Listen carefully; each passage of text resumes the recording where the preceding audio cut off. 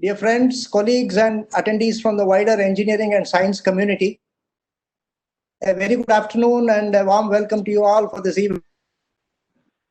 This is the theme 5 in the INAE webinar series and the second in the webinar series of the Mumbai chapter of the INAE. We are meeting on September 15th, the birth anniversary of Bharat Ratna Sir M. Vishweshwaraya, observed as Engineers Day in the country. Sir MV was one of the architects of modern India, and many of the developmental works carried out under his helmsmanship in several parts of the country stand testimony to his contributions. But Sir MV is worth remembering equally for the person that he was and the values that he brought to every office that he held. A strict disciplinarian in his private life, in his public life, he was a disciplinarian with a heart. Probity in public life was something that he was insistent about. He elevated the stature of every office that he occupied. On this day, remember this great man as much for his engineering and administrative contributions as for the values he stood for. It's now my pleasure to introduce the speaker of the day, and let me proceed to say a few words about him. Professor V.M. Nayak got his engineering degrees from IIT Bombay and UTCT Mumbai, now known as ICT Mumbai. He has 37 years of R&D experience in the multinational company Unilever Limited in various roles, such as Vice President in the leadership group of the Global Corporate Research Program, which is conducted in 6 laboratories across the world. He was head of Hindustan Unilever's Bangalore Research Center, leading a team of more than 40 PhDs.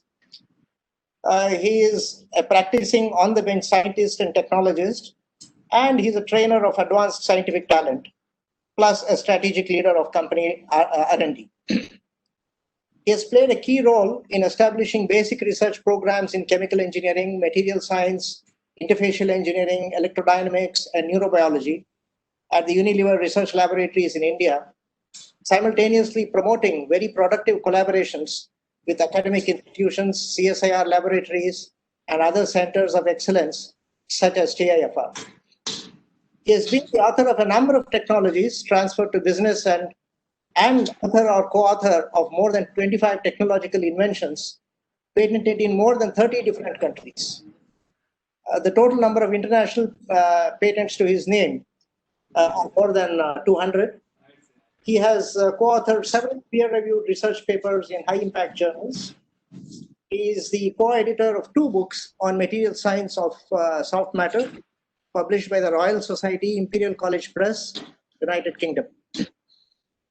Joined IIT Bombay as an adjunct faculty member in 2008 after his retirement from Unilever. The areas of his current research interest are electrodynamics, material science of soft condensed matter, interfacial engineering, and biofuels.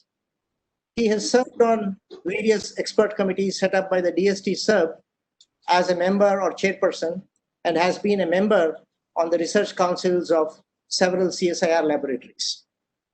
Before I request Professor Nayak to proceed with his talk, announcements to do with meeting etiquette. During the talk, all of us will be muted except the speaker. Please place any questions you may have in the Q&A box. You will see a Q&A box to the right of your panel, your screen. Pose your questions there. And at the end of the talk, Vijay Nayak will be able to see those questions and respond to them.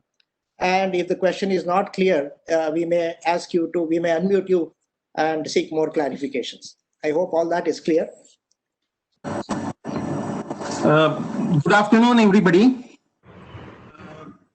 Many thanks to Suresh for the kind introduction, and many thanks to the Indian National Academy of Engineering for arranging this talk on such an important day. The genesis of this talk was really about 4 months ago, when Suresh had asked me to give a kind of a presentation which I was going to address to the PhD students and share with them some of my views about a few questions which have been haunting me since my days at the Unilever Research Laboratory and after joining IIT Bombay. And also one concern which I started beginning to develop after joining IIT. The two questions out of the many questions, the two questions I am highlighting here: why many of our research scientists are risk averse and reluctant to make guesses, and they prefer structured research programs. This is true about both people working in the industrial research laboratories. This is true about PhD students working in academic environment. I'll give you an example. Somebody who was a PhD from Indian Institute of Science, Bangalore, went to one of the prestigious institutes of learning in USA, among the top 5 institutes in the world, came back, joined us. He had done marvelous modeling work on sand dunes, and really the pedigree was astounding. However, when this is only a typical example, supposing he was asked to really work on a particular hypothetical question, claiming that such and such design of a product would produce such and such desired effect in the product, his first question and the subsequent questions would be that you prove to me that from such and such theory, this is possible. Now, this is something which is part of the deductive logic which we learn from our childhood and nurture through our education and develop and reinforce in our PhD education, which actually confines a person to merely the use of deductive logic, using available models and available theories, predicting something and finding out something is really possible or not. And this, I used to feel, is one of the most important really bottlenecks in our ability to predict something new or discover something new. The same question really was associated with another haunting query: why so few Nobel laureates from India? Total is somewhere around 12 persons or so. Not all of them are from science, and not all of them have actually worked in India. But if the kind of the presence of other countries in the list of Nobel laureates, why we are so poorly represented? This is the second question which I used to be haunted with. After I came to IIT Bombay, another concern started growing, because most of the students who come to IIT Bombay, when you start reading their mind, you realize that they really are not interested in pursuing engineering or engineering science or research as their future career. They come there because they consider the education in IIT is the best undergraduate education program anywhere in the world. So if such and such quality program was available in history or sociology or economics or any subject anywhere, probably they would have gone there. So they come to IIT Bombay merely as an opportunity to be exposed to, I would say, well-run graduate programs in the country. They don't believe that technology matters in industry. They don't believe that what they learn in the institute has any relevance to work in the industry. This was a great concern. In fact, when I met Professor Devang Thakkar in one of the meetings of one of the CSIR laboratories, he mentioned this to me and he urged me that after retirement, if you could come and join and devise a program so that you can dispel this misbelief which is there among the students. So that's one of the reasons for joining actually IIT. So these are some of the questions with which I was really impressed with, and I had prepared a presentation to address these questions. some time ago. Then the lockdown came, and suddenly this opportunity for talk during the Indian National Academy of Engineering session today came up, and I decided that although I am not probably the best person to talk on this subject, and I am not an expert on this subject, let me share my thoughts. I would have shared with my PhD students, with more senior people in INE, and get their feedback and their inputs for refining. So this is the spirit in which I have really prepared this talk. Now, having said that, once the opportunity came to speak on this particular occasion, I thought I might be able to get some inspirational quotes from Bharat Ratna Vishveshwaraya, and I look for those quotes, and really inspiring. One of those quotes was so inspiring. You read it here, you feel that in this title, I will praise your government, you will be disappointed. I am a fast man. This is what Vishveshwaraya wrote to the then Prime Minister Jawaharlal Nehru before receiving his Bharat Ratna title. Jawaharlal Nehru wrote to Vishveshwaraya that the title is in recognition of the services that you have rendered to the country. The title is not to silence you. Now, this particular dialogue between the most preeminent engineer of India and the then Prime Minister of India is really, really exciting. I got more interested in Vishveshwaraya's writings and teachings and speeches. So I procured this particular book, which is the speeches of Vishveshwaraya between 1910 and 1917. And I particularly came across this particular speech, which is addressed to the Mysore Economic Conference 105 years ago in 1914. And there he says, if we are to follow in the wake of the other countries in the pursuit of material prosperity, we must give up aimless activities and bring our ideals into line with the standards of the West, namely to spread education in all grades, multiply occupations, and increase production and wealth.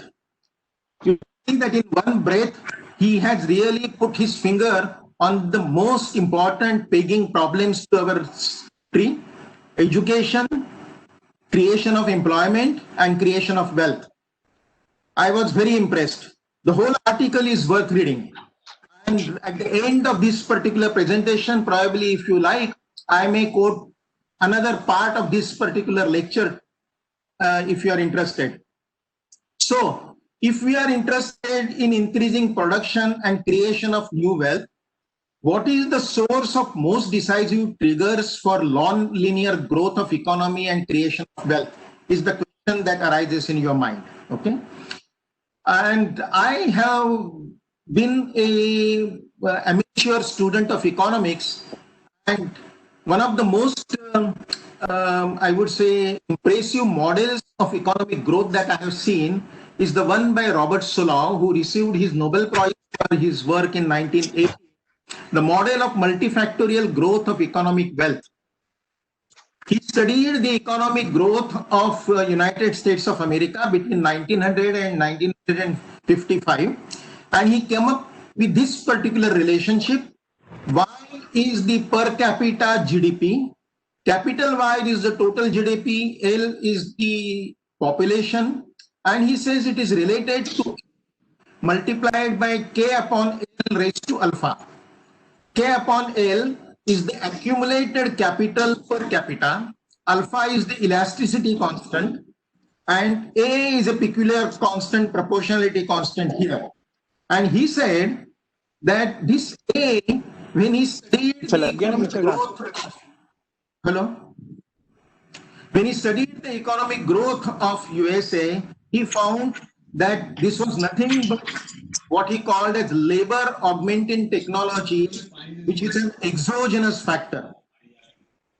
Okay, so all technology breakthroughs contribute to a higher value of A, and it is an exogenous factor according to him, and that is how this expression is there. He said that if there is no technological breakthroughs, A is constant, economy stagnates. It's a very daring kind of a statement. He also said that, for example, alpha for developed countries is approximately 0.2 to 0.3. Alpha for the underdeveloped countries is approximately 0.5, and it represents the productivity of capital to produce GDP because the technologies which are developed are at different stage of development. So he came out with this particular very daring statement that if you do not want to stagnate the economy in longer term, if you do not want to make simply fictitious money by using money, making money by money, as the financial institutes are doing today, if you want to create a real wealth, then in that case, alpha plays a decisive role. Now, the next question is, what factors contribute to progress in technology? Okay. Now, here, let us look at what is technology and what is science. So what factors contribute to progress in technology? I have taken some of the definitions from the Encyclopedia Britannica, which I thought would be much less disputed than any other definition. Technology is machinery and equipment developed from the application of scientific knowledge. Technology is the application of scientific knowledge to the practical aims of human life. How does Encyclopedia Britannica define science? Science is the system of knowledge that is concerned with physical world and its phenomena, unbiased general truths and fundamental laws. Okay? So if you read these statements, you can get an ostensible conclusion that progress in science will translate into progress in technology.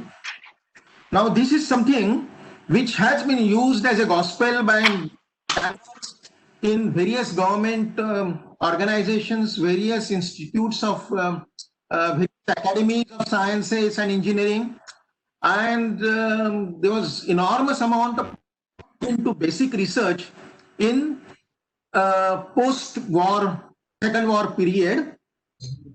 Ultimately, there was a lot of frustration because people felt that the research which was carried out in the background, the basic research which was carried out in academic world, not really translated that well into an industrial growth technology.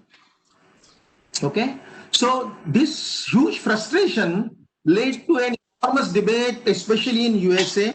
It has been happening without debate, decisions being taken in India, but in US certainly a huge debate took place, and one perspective was formed through this debate, and that was articulated by somebody else. I will come to that. Before we go to the results of that particular discourse, let me now look at in more detail what is the relationship between technology and science and whether such kind of a frustration was really due. If we look at technology and look at the definition of technology, you can see that technology is not something which has started developing after science started developing in the human world. Okay, technology predates Homo sapiens even, and therefore it predates even science.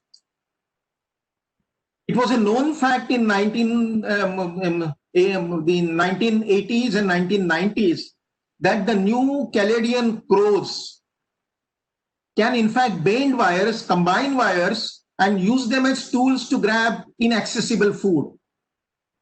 Fine. Now, at that time, people started really saying that the technologies developed by human beings are different from the technologies developed by non-humans. So they said that constructing a future in imagination, planning, and then combining components which have no value in isolation into a new compound artifact is a decisively higher cognitive trait which distinguishes humans. So if a ape simply uses a stick as a tool, that is not, that's a very primitive technology. If somebody converts that into a hoe, so he combines a stone and a stick, then as a combination, a new property emerges. The stone doesn't have it, the stick doesn't have it, and therefore it is a higher level of technology. So if you have a much higher level of technology, that is something which can be created only by human beings. And therefore, technology is not really what the Caladian crow does, but what human beings do is the general agreement in 2010. Okay. But look at this particular discovery. In 2018, somebody carried out an experiment where the Caladian crow was given different components, such pegs, such syringes, and something else, and asked to actually get his food from a box. And the fellow was able to actually combine all these elements to get its food. Now, somebody said that this is done by imitation. Somebody must have shown him, but even in isolation, he did it. So really, although it doesn't have this the precautious knowledge of assembling such a tool, he uses his cognitive ability to really assemble such kind of a tool and make use of it. So in that sense, technology is a standalone creative cognitive endeavor, and science is not a precondition for that. Fine. So let us look at what is the relationship between science and technology, which Donald Stokes in 1997, in response to the huge frustration which was happening in USA, articulated. He looked at all the kind of research which happens in academia and industrial research, and he boxed them into 4 quadrants. He said that there is curiosity-driven research like this. He called it the Bohr quadrant. There is application-driven research, sheerly for economic gains. This he called as the quadrant of Edison. And there is this man, Louis Pasteur. He said he carried out hypothetico-deductive research, which was for a social purpose. And he had a targeted research in mind, and he completed that targeted research in a hypothetical-deductive manner.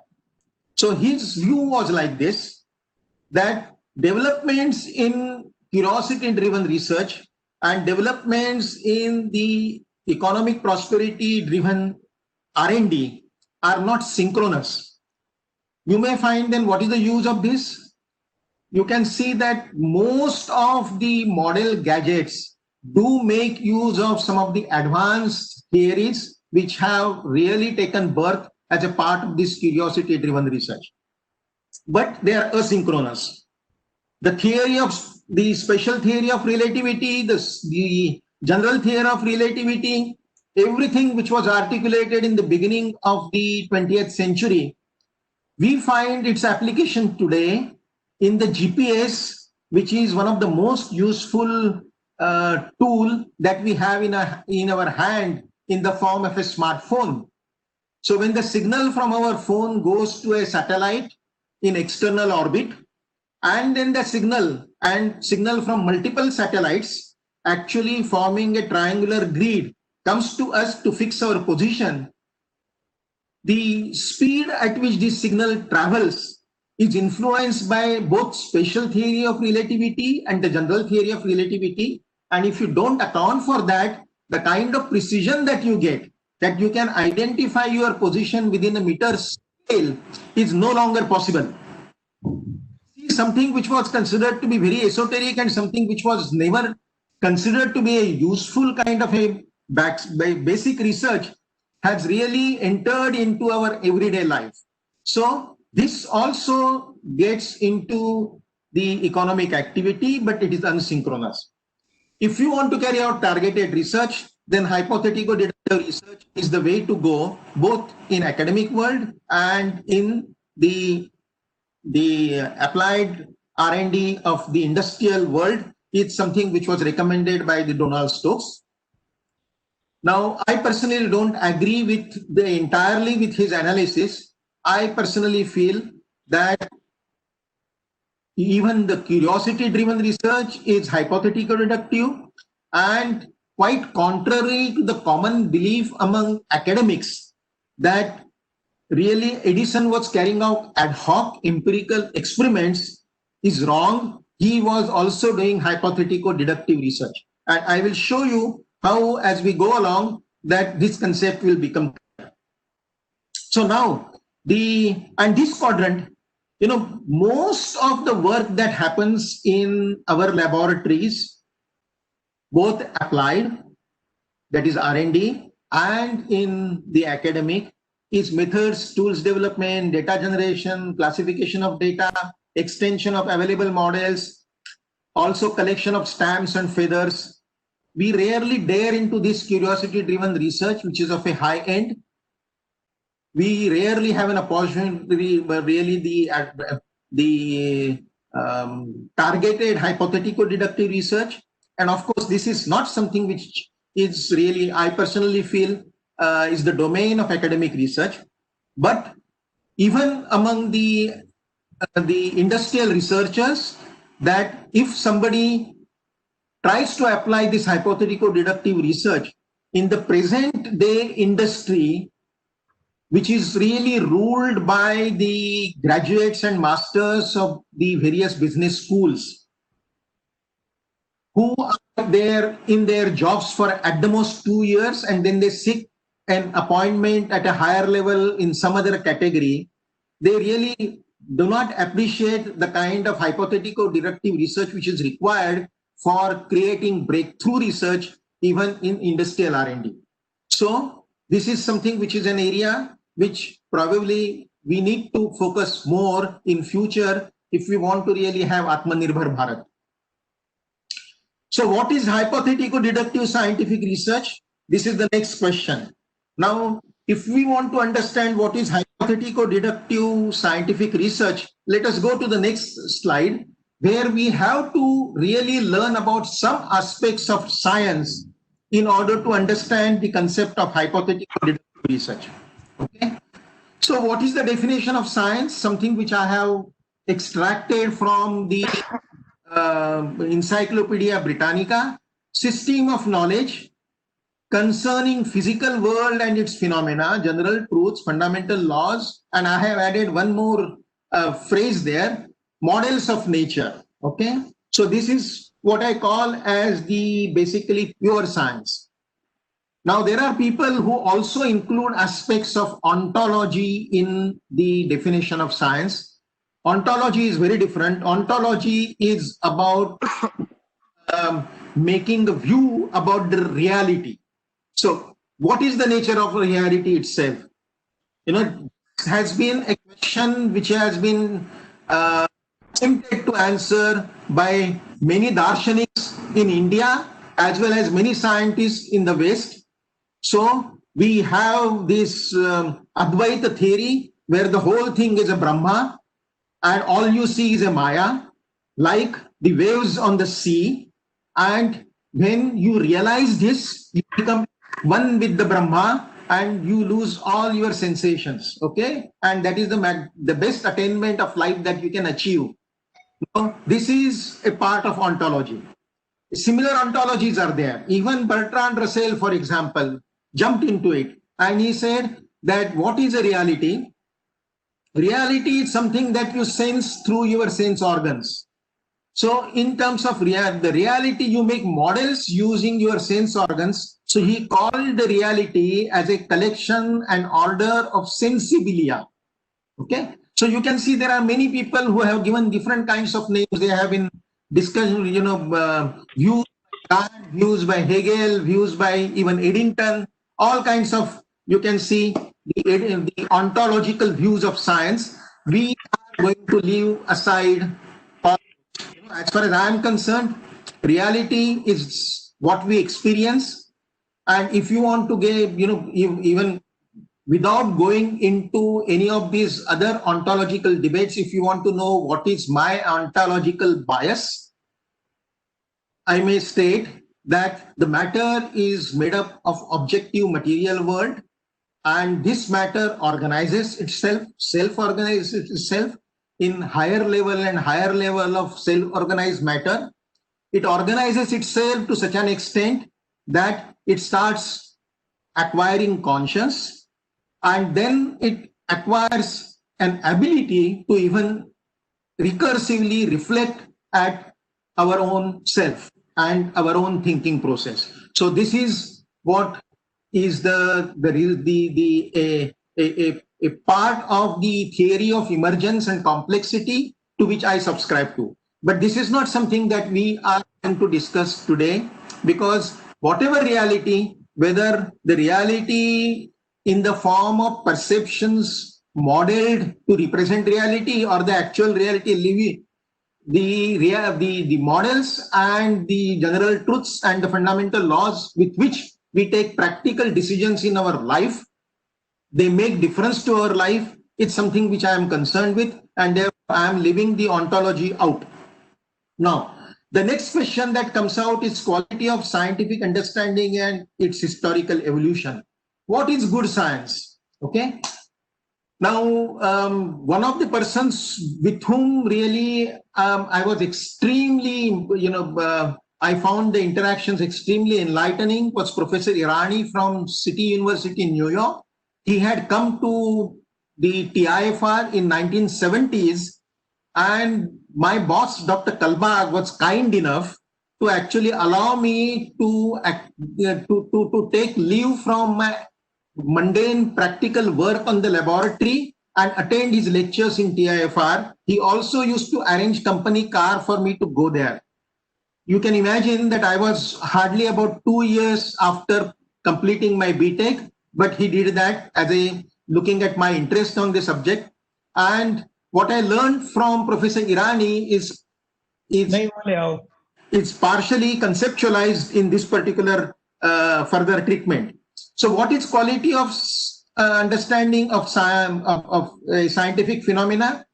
The first attempt to define the quality and quantify quality was done by virtue of the Pythagorean principle, which was structuralism. If you understand every single element, and if you understand the interrelationship of all these elements, then it's a good science, is what Aristotelian, the Pythagorean principle says. Okay? And Pythagoras was so pleased with his ideas, he in fact thought that all proportions are rational because they are made by God, and therefore God is a mathematician and rational numbers are created by God. Unfortunately, soon after Pythagorean age, people found many irrational numbers, and therefore the Pythagorean principle was replaced by the next principle, which was the Aristotle's principle, which is functionalism. We must be able to explain the process and the causes. When you go from a state where all these cards were placed upwards, and why does this particular card fall? You must be able to explain why it happens as a process and explain it in terms of its cause. Now, causation is a independently developed, a very complex subject. Okay, and if we have time, we may go into that. But the theories of causation and the criteria by which a statistical data can be analyzed to tease out the causal effects. It's something which is developing very rapidly, and it is a very important part and a contributor to new quantum mechanics as well, solving the contradictions which are experienced by people, which are as a result of the Bell's theorem. But we will leave that out for the time being. So Aristotle talked about the cause and the process. There are several such refinements in this. There are refinements in terms of aesthetics. For example, the geocentricity and heliocentricity these are two simple mathematical concepts. One is more elegant, one is more simple, one is more straightforward, aesthetically more appealing, and therefore from the geocentric view of the planetary system, we have come to the heliocentric planetary system, and we think that is better science. Okay, so there are many such principles: minimality, parsimony, Occam's razors, etc. I am skipping all of those. I am going to the last one, which appealed to me most as parsimony of words, which is Richard Feynman's position. I do not understand what I cannot create. If I drive a car, I know how to press the clutch and the brake and how to apply the, how to press the accelerator. I am a good driver, but I am not a creator. I don't understand how car is built. Okay. So there are many sadhus today who tell you that do this kind of a pranayam, this kind of a Sudarshan Kriya, and then you get such and such effect from that. Now, these are the people who are like, they have learned how to drive well, but they cannot create life.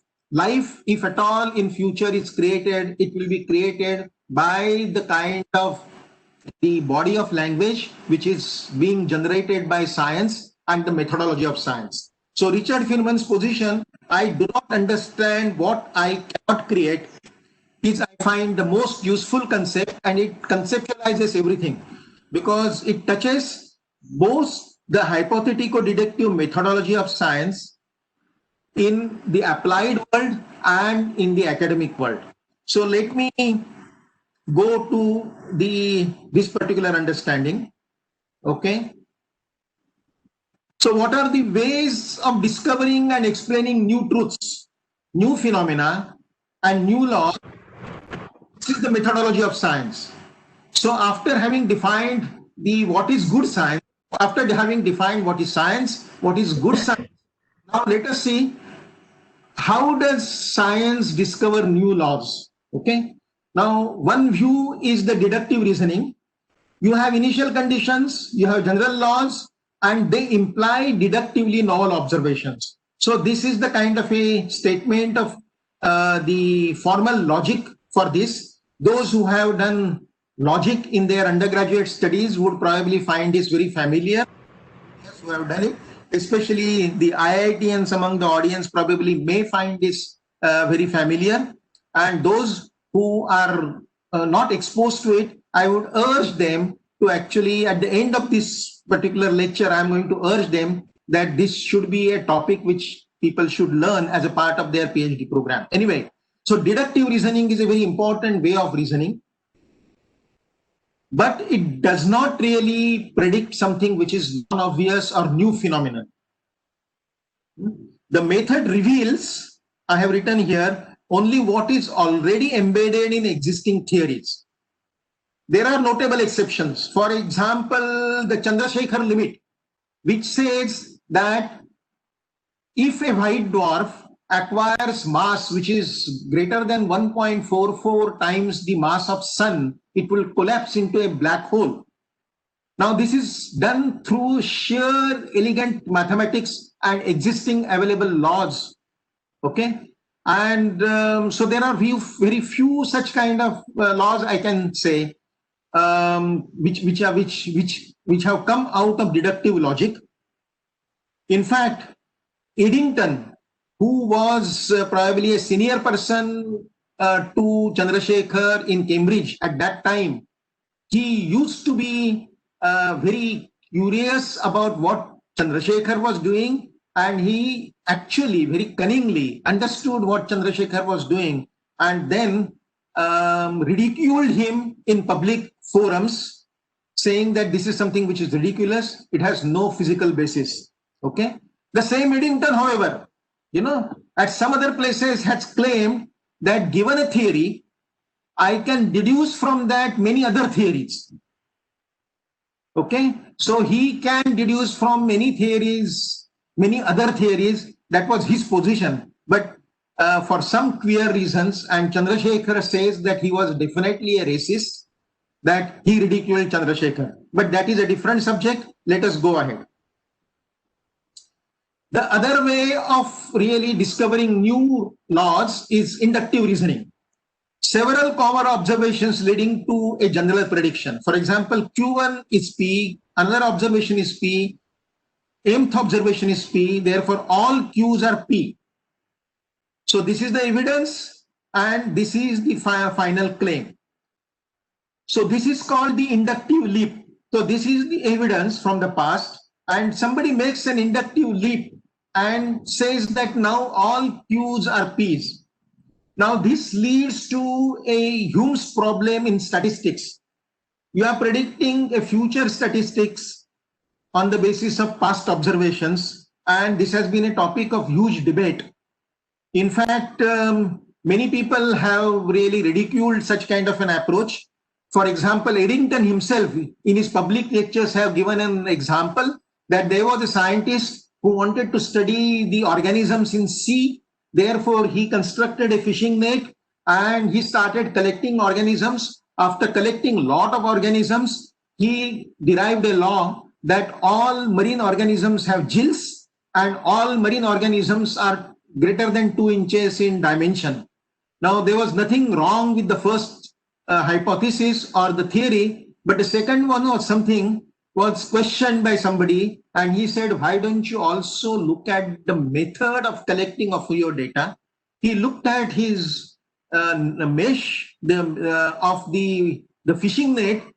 The fishing net was only 2 inches by 2 inches, and therefore it was obvious that his method gave him this particular law.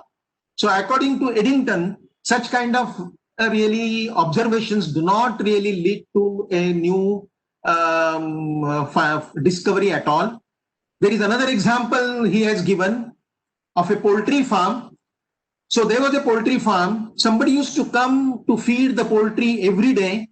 When the sound of his feet was heard by the poultry, then one of the wise chicken there used to wake up everybody else and say that our food is coming. So they used to go to the door of the poultry cage, take the food. This went on for quite some time. In the month of December, the door opened and the poultry was taken out for butchering. Okay. So the law which was articulated by the wise chicken that every time when there is a sound of footsteps, you get food in the next couple of moments was violated. So this is what happens in induction sometimes. You have to be very careful about it. But there is an extremely, I would say, interesting book which I have written here, Induction and Intuition in Scientific Thought by Peter Medawar, published in 1968. I would urge every one of you to read that. The inductive leap can be a candidate hypothesis to be tested, and therefore it is a very, very important ability. People cannot, in complex situations, it is extremely difficult to take the inductive leap. And people like Arnold Toynbee, the historians of science, have commented that in Indian subcontinent, people have been par excellence in deductive logic, but they neglected inductive logic, and this therefore neglected their intellectual ability to make this inductive leap.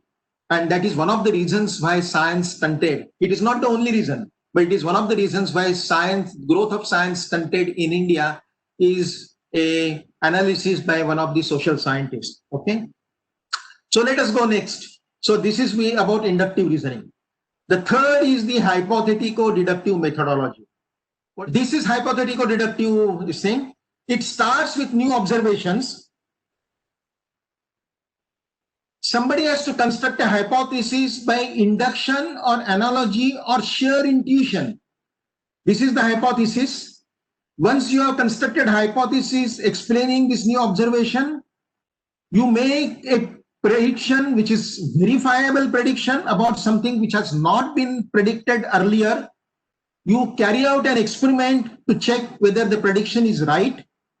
If the prediction is verified, then you get a corroborated hypothesis, not confirmed hypothesis, although the prediction is confirmed. If it is falsified, you refute that hypothesis. Okay? And many corroborated repetitions of this hypothesis and new novel predictions lead to the new theory. Now, this particular the feed to hypothesis formation can also come from known theories. Something which was done by Chandrasekhar, something which was done in the theory of these metamaterials.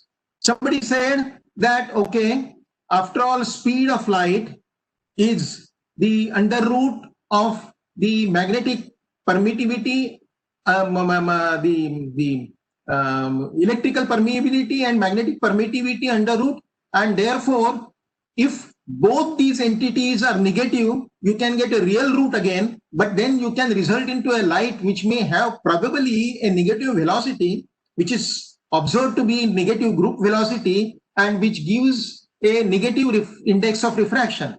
Now, this is from known theories, but from deduction and intuition, somebody has articulated the hypothesis, articulated how the hypothesis can be verified, and metamaterials are being made today. Okay, so the most demanding and creative step here is really this articulation of this hypothesis, which is the discontinuity, which is not logical, which is not deductive. Second, well-designed empirical experiments is the ultimate test of validity and rejection of a scientific hypothesis. So both these things are important. Scholarship is important because you can build on the existing knowledge. After all, we are historical animals, and we build on the history of the science already developed. So, for example, Lakatos made a contribution to this theory of hypothetical deductive methodology, and he said when a particular observation does not conform to the prediction, there are two kinds of laws which are subjected to the question. There are some laws which have been verified and verified and verified over a long number of times, and there is a new element which is also being verified. So you don't reject the earlier verified parts of the law, you only reject that component which is really a new component in this whole prediction. So this is the way the hypothetical deductive method has really evolved, and it has become a big so let me actually, this is the let me give you an example. Okay, this is the example I am taking away from my own work and from not the hardcore engineering, but in the area of the biological sciences, the story of discovery of the neurotransmitters. And it starts with this person, Ramani Kahal. He has also written advice for young investigators, which is extremely illuminating advice book one should read. Now, he was interested in painting. His father was a histopathologist. He used to go to his father's laboratory, look at stained tissues, and then draw these pictures. And while drawing these pictures, he realized that until then, the body was considered to be hardwired from the head to the toe. All the neurons were hardwired, electrical pulses went from head to the toe, and this is how the body was made of. So he said that no, there is some kind of a gap between neurons. Okay. Now, this was his hypothesis. On the basis of these observations, he received Nobel Prize for that. And this Nobel Prize he received along with Golgi. And in the history of Nobel Prize distribution, on the forum of Nobel Prize award distribution, during the after dinner talks, Golgi said that it is an insult to me that a apocryphal theory of Ramani Kahal is also being awarded Nobel Prize along with me. Okay, so this was the kind of a unacceptability of that particular theory at that time. It came around 1924 or so, and this man, in this book, the whole story is written, Otto Louis. He was working in UK at that time, and he was thinking about this particular synaptic gap between neurons. And in the night, he received a kind of a dream, and he said that if I perform this experiment, I can solve this particular riddle. And the next day morning, when he got up, he did not remember that particular dream. The next day, he had the dream again. So he immediately rushed to the laboratory. He did two things. He actually dissected two frogs. He put the heart of one frog in this particular beaker, heart of another frog in this particular beaker. there was a saline solution which flowed from this beaker to this beaker, and he stimulated this heart with the vagus nerve. Okay. Now, he found out that when the vagus nerve pulsation follows a particular sequence like this, the heart pulses rapidly, and when you have the pulses, or rather slowly, when these pulses are, the heart actually, when this particular signal is removed, the heart start pulsing very fast. He removed this particular pulse, and then he found there is a delay between the phase delay between the pulsation sequence of this heart and this heart. Obviously, there was a chemical which was being transmitted from this heart to this heart, and this proved that there is no neuronal connection between these two entities to transmit the neuronal signal. He called this the vagus stuff, which is the first neurotransmitter acetylcholine, and it took a long time before actually the synaptic cleft was really discovered when the transmission electron microscope was discovered. So if you look at the whole theory of hypothetico-deductive approach, what happens is that from known to unknown, you make a prediction, and between known to unknown, you have many such kind of gaps filled up, you get into some kind of a causal relationship. And the relation between the leading edge academic research and the leading edge industrial R&D is nothing but that in leading edge the academic research, you are really truly expected to look at expanding this knowledge base which is there on the frontiers. So when you make a conjecture like this, there is no way of alternatively checking that conjecture, and then you have to carry out really very very adventurous experiments for that. Whereas for the targeted industrial research, the game is to find out holes in this knowledge, find out an opportunity here, so that you can make predictions from this corner, this corner, this corner, and you are reasonably certain that you are now likely to be true. And when that happens, then you use that prediction, which is a new production, to make a new product. So the philosophy of doing in the good quality industrial research and the good quality academic research is not very different, except that the purposes are very different. Okay. There were two case studies with me, but I will skip those case studies now, because one case study was Freon, which is presented by James V in his book Product Engineering. Another case study is from my own experience of development of a phase change material for ice cream push carts. I think in the paucity of time, I will skip them, but jump to the conclusions. So I'm revising the diagram by Stokes. I am saying curiosity-driven research is also hypothetico-deductive.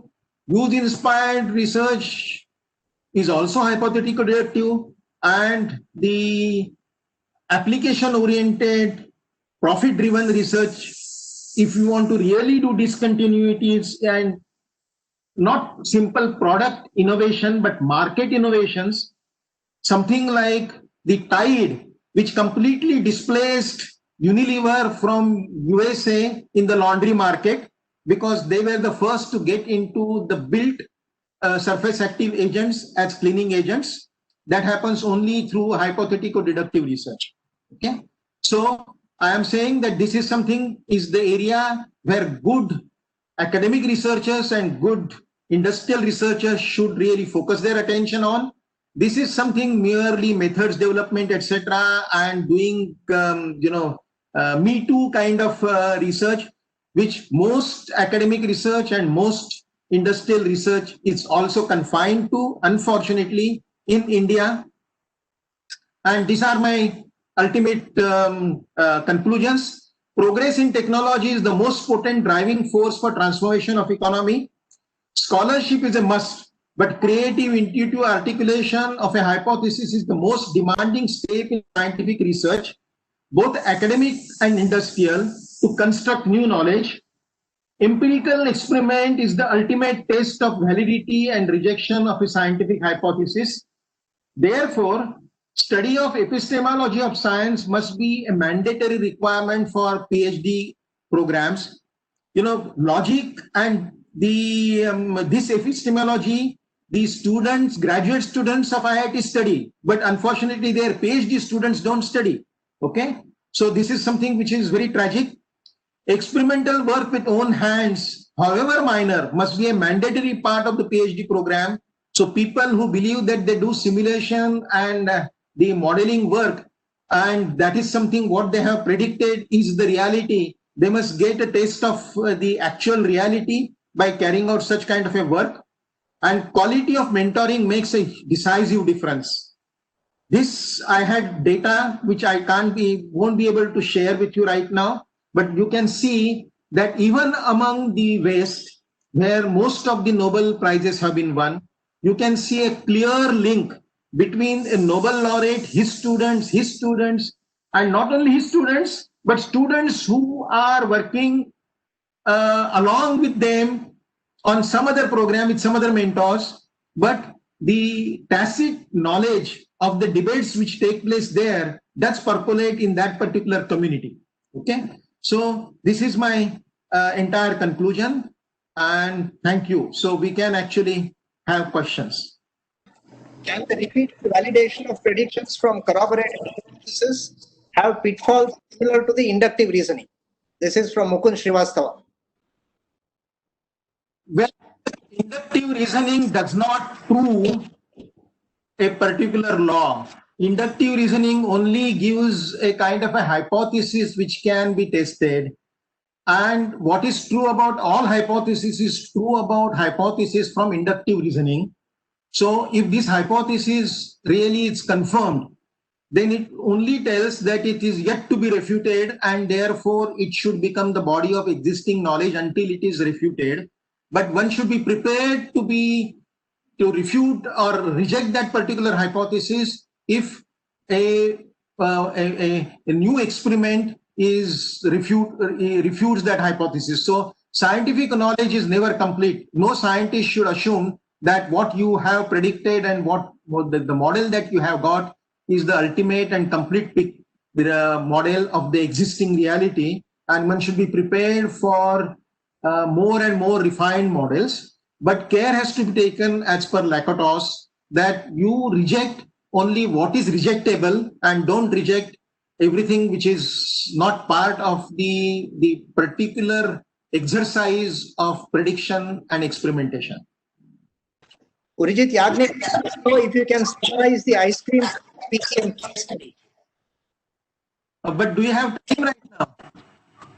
Yeah, I mean, in a few minutes. Okay. See, ice cream is a multi-phase composite system and extremely delicately balanced composition. So its structure is very important to give you the necessary organoleptic experience that you have. And therefore the ice cream has to be stored and consumed at a temperature at minus 18 degrees centigrade. It is also required this particular temperature so that Listeria monocytogenes, which is a psychrophilic pathogen, does not grow in ice cream. So as far as Unilever was concerned, when they entered ice cream market, the strategic imperative was to develop a pushcart which can deliver ice cream at the doorstep of the consumers at minus 18 degrees centigrade. So that was the requirement. They actually borrowed a design from our Flardingen laboratory, and the design had such kind of pushcarts. These were two pads which contained a phase change material, and the phase change material was frozen overnight in the shops, and during the daytime this ice cream pushcart was taken out for vending ice cream. This frozen material was 35 kg of 35% propylene glycol and rest water, and it was frozen minus 25 degrees centigrade, and it was considered to be non-toxic coolant. See, what happens is such kind of pushcarts are there in advanced European countries, but they use phase change coolants which comprise sodium nitrate, ammonium nitrate, etc. And there have been cases that if there is a leak of such kind of a toxic material into ice cream, children have died. So Unilever did not want to take that particular risk in India, especially because the material of construction was not stainless steel, which is very expensive, but the material of construction of this pushcart was simple galvanized iron. So they wanted a really authentic, non-toxic material as a phase change material. So they used this. The vendors found that the pushcarts are too heavy and the ice cream became soggy within 4 hours. While they wanted the ice cream to be really hard at minus 18 degrees centigrade for more than 8 hours for vending in the marketplace. When we carried out a kind of a scanning DSC study, we realized the total capacity of this phase change material was hardly less than 30 kilojoules per kg. And therefore, it was not capable of really absorbing the heat which was ingressing through the walls of that particular pushcart during the daytime for 8 hours. And we had a challenge to actually find out a real phase change material which had a high, the latent heat of melting, which was non-toxic and which was non-corrosive because our material of construction was galvanized iron. We said that this phase change material, if it is going to melt sharply at minus 18 degrees centigrade, we have a choice that we can use all materials which have a melting point of minus 18 degrees centigrade. But the list of such pure materials having a melting point of minus 18 degrees centigrade is very limited. So we said that we must have really a multi-component system, because in a multi-component solid system, you can see such kind of eutectic phenomena where the melting point of the mixture of the two components A and B is lower than the melting point of the individual components. And if you have such kind of 3 components here, then you can get 3 binary pairs plus 1 quaternary pair, and therefore 4 molecules will offer actually 11 sharp melting phase change materials. So going towards eutectic systems was something that we hypothesized was a very important part. Now, if you have nearly about 102 million compounds in the CAS registry, and if you want to find out the properties of such kind of binary, ternary and quaternary mixtures of them to find out what is their melting point, it is not reported in literature. A typical structured academic way would be to define compositions, define the levels, and then for each component and each level, then you find out what is their melting point curve. Now you will have so many such kind of binary compositions alone. You can see that, and this is considered to be a really rigorous academic work in today's parlance. If somebody says, no, I don't want to do this, I am going to only look at these 4, then they say this is Edisonian. I don't believe this is Edisonian, that is hypothetico-deductive. And if you want to do that, what you do is that you understand what are the properties of the eutectic system. So 3 binary eutectics result when a ternary eutectic with a melting point lower than those of all binary components. Therefore, you can actually devise heuristic rules. Okay. So the melting point of all constituents of our candidate eutectic mixture must be higher than minus 20 and minus 26 degrees centigrade if I want a eutectic system to melt at about minus 26 degrees centigrade. So if all the materials which have melting points below minus 26 or minus 18 or minus 20 are no good for me.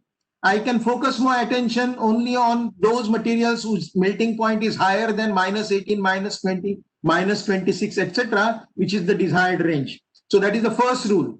Second rule, we find out that the latent heat is going to be really contributed by materials which have a very high latent heat. So any combination which has got very high proportion of water, which has a very high latent heat, is likely to be a solvent or the phase change material, which will give us a large amount of latent heat for the eutectic system, and therefore it will reduce the required weight of my eutectic system. So this was the second heuristic rule that we found out. And then having looked at all such kind of heuristic rules, we looked at what people have done. And then we said that something which people have never done is a dissociating salt of low molecular weight organic acid would meet the performance criteria that we are looking at. This acid itself must have a melting point which is greater than minus 18 degrees centigrade. Okay. And it at a low concentration itself, it must form a eutectic mixture, etc. We looked at such kind of acids which have a eutectic point above the minus 18 degrees centigrade. They also should be edible, because many organic acids, low molecular weight, are edible. They should be non-toxic. They are non-toxic because they are edible, and they are also likely to be less corrosive, because very often in your greases you use fatty acids as some kind of a corrosion inhibiting agent. Okay, so with this kind of a heuristic judgment, we formed this hypothesis. We found that sodium acetate was a very good candidate. It was minus 18 degrees centigrade. But then we wanted something which will really give a slightly lower temperature. We again applied our heuristic criteria and then hypothesized that we must add disodium phosphate, sodium carbonate. And this hypothetico-deductive really reasoning arrived as, only the third trial resulted in the Mark I eutectic composition, which was a real eutectic, which melted below minus 18 degrees centigrade and above minus 26 degrees centigrade, which is required for freezing using the existing refrigerant systems. And if you look at the DSC flow in heat, then the heat capacity of the original PCM was only this much under the area, whereas for us it was so huge. Okay. Was it a fortuitous accident? There is a Chinese proverb that he who catches plenty of fish knows where to throw the line. Okay. And you would find most successful researchers have a more than one invention to their credit, while some others have known, because they practice the hypothetico-deductive method of doing science. Okay. So this is just this is the result of what has happened. This is with the conventional phase change material. This is with the new phase change material that we put into the marketplace. And you can see that below minus 18 degrees centigrade for more than 8 hours, it's something which was achieved, which was the success criteria for vending ice creams in the marketplace. This is Vijay Ramakrishnan, who was the person who was working and who, apart from doing the theoretical modeling, he was involved in actually constituting the composition of the eutectic system and finally doing even the studies in the marketplace. So this is the kind of a personality that you need if you want to take something from concept to reality in the industrial research. Thanks, Vijay. A large number of questions. I have to be selecting in the interest of time, and I will use bias. I will pose a question from Professor Grover. He thanks you for the talk, and then he says, what are your comments about classification of research by John Zeman as academic research and post-academic research, or as Mod 1 and Mod 2 by Gibona et al.? I have not done an exhaustive study of all the views regarding the philosophy of science and the epistemology of science. I have also gone with some kind of a hypothetico-deductive approach to select literature which really ultimately conform, leads and funnels into the Feynman's objective of, or the criteria of good science and good product development, which is what I cannot create, I do not understand. So in that context, I have actually, looked at various things. I have a lot of,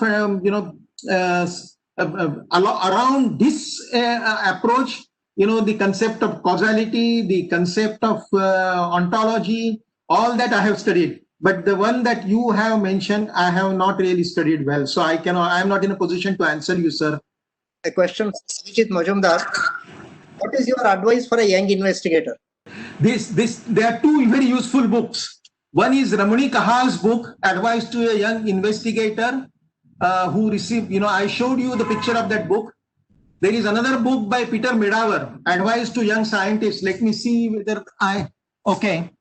I'm just showing you this, Advice to a Young Scientist. These two are very wonderful books. There is another book by, which is the Induction and Intuition by Peter Medawar. Because what Peter Medawar finds is the most successful inventor is the one who actually is not shy of using his intuition to make that inductive leap and articulate a very daring hypothesis. Okay, so therefore, Induction and Intuition by Peter Medawar, who was a Nobel laureate, is a very important book in that context. I would suggest that the new PhD students should read this book. The new PhD students who come to us from non-IITs, they do not have in their undergraduate program the kind of humanities program that we have in IIT, which includes the lectures on logic and possibly on methodology of science, because you require that if you want to understand the new ways of really deciphering correlations and causation, the Reichenbach hypothesis and stuff like that, then you need to be very conversant with logic. So therefore, it must be a part of that particular study. And the person really must really be a multi-math personality, because new hypotheses come from your prior experience in multiple constituencies of life. Somebody who has an exposure to electronics, to agriculture, to botany, to physics, to chemistry, is likely to excel in one single area, irrespective of what is his broad exposure to many different areas. So at least basic appreciation and interest has to be there, because many new ideas come by analogy. So hypothesis formation is helped by analogy, and that comes from the breadth of knowledge that you have. There is a general belief, especially in the industrial environment, and to some extent in even academic environment, that if you dig deep, then you become a specialist. If you have a broad base, then you cannot deeply dig. Now, this is very, very wrong. A person who wants to be a real if you listen to many Nobel laureates lectures, you would find out the breadth and the depth, both really relevant, explicit in their lectures. And this paradigm that either depth or either breadth has to be really shattered. Good evening, everybody. I know it's a wonderful moment. We are standing between two regional chapters, Mumbai chapter and Bangalore chapter, and there is a shortage of time. But the special care taken by Indian National Academy of Engineering for bringing out all these programs is really excellent. And I sincerely thank the committees and the head office for giving us this special support. I also thank to our Mumbai chapter for taking a very proactive action. And the most important thing is our very passionate speaker, Professor Naik. It is an excellent talk, putting this new light on hypothetical deductive research with an aim to reduce the gap between academic research and industrial research. I sincerely enjoyed, and I think all our audience has enjoyed this. My special thanks to audience and to Professor Suresh for conducting this program so nicely. Thank you, everybody. Thank you. That we will end this event. Thank you all for attending. Karthik, you can end the event. Now I find that the same lecture of Vishveshwaraya, which was given 105 years ago, okay, I had hidden some parts of that lecture. Now I am showing you the remaining part of that lecture, which on a departing note, if everybody reads, it would be very useful. What Vishveshwaraya says is the nationality of our people rests on religious and fatalistic basis, not on economic basis as in the West. there are still people among us who believe that the golden age was in the past. The world is on the downgrade and the old world conditions might yet be reproduced someday. The Hindu idea of life is that this world is a preparation for the next and not a place to stay in and make ourselves comfortable. We are devoted to past ideals on our necessity or from prospects of personal gain. We have partly taken to Western methods of work and business. There is a yearning for the old ideas and a half-hearted acquaintance with the new, and on the whole, the genius of people is for standing still. Okay? If we are to follow in the way of other countries in the pursuit of material prosperity, we must give up aimless activities and bring our ideals into line with the standards of the West, namely to spread education in all grades, multiply occupations, and increase production and wealth. Okay. So I think this will be the greatest tribute to Vishweshwaraya. Good. Thank you. Okay. Bye. Bye. Thank you again.